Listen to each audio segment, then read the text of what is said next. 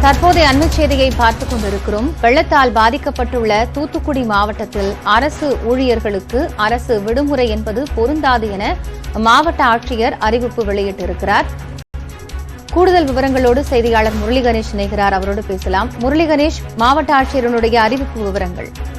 அதாவது காயத்ரி, தூத்துக்குடி மாவட்டத்தில் கனமழையினால் பாதிக்கப்பட்ட பகுதிகளில் போர்க்கால அடிப்படையில் நிவாரணப் பணிகளும் சீரமைப்பு பணிகளும் கணக்கெடுப்பு பணிகளும் நடைபெற்று வருவதால் அரசு விடுமுறை நாட்கள் தூத்துக்குடி மாவட்ட அரசு அலுவலர்கள் மற்றும் பணியாளர்களுக்கு பொருந்தாது என்று தூத்துக்குடி மாவட்ட ஆட்சியர் லட்சுமிபதி தற்போது தெரிவிச்சிருக்காங்க. காயத்ரி, நன்றி முரளி கணேஷ்.